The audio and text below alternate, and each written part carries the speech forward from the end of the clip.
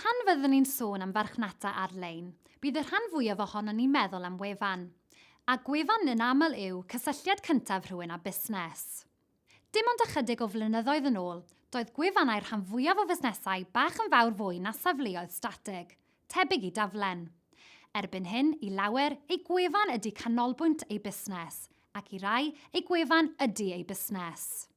Bydd y rhan fwyaf o fusnesau bach ar ei hennill o gael gwefan, ond mae'n rhai'n dal i holi a oes gwir angen un arnyn nhw.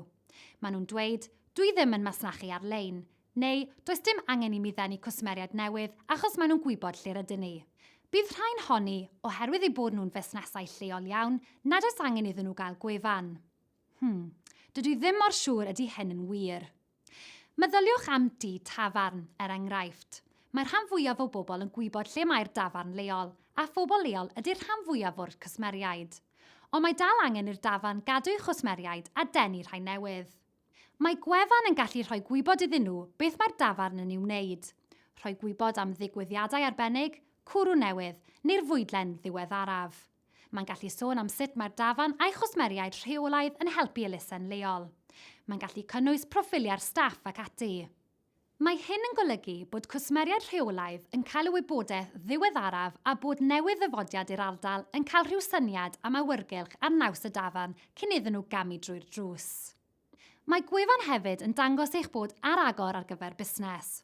Mae'n helpu'ch gwneud chi'n fwy credadwy. Yn wir, os nad yw'n bosib dod o hyd i chi ar-lein, bydd llawer o bobl yn meddwl bod eich busnes wedi cau. A fydd arall, yn y byd digidol hwn, mae rhai cyfle i bobl fynegu eu hunain a rhoi sylwadau i chi yn gallu cryfhau'ch busnes gryn dipyn. Eich gwefan yn aml yw'r brif ffynhonnell wybodaeth am eich busnes. Dyma ganolbwynt eich gweithgarwch ar-lein.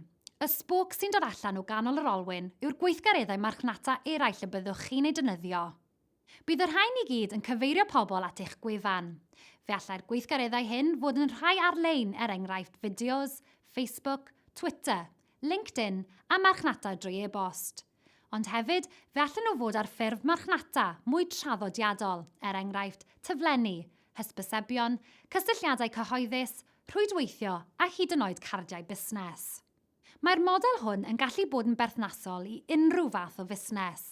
Siop flodau neu blymar, ymgynghorydd busnes neu gwmni hyfforddi, neu gigydd arbenigol, pobydd neu rhywun sy'n gwneud canhwyllau.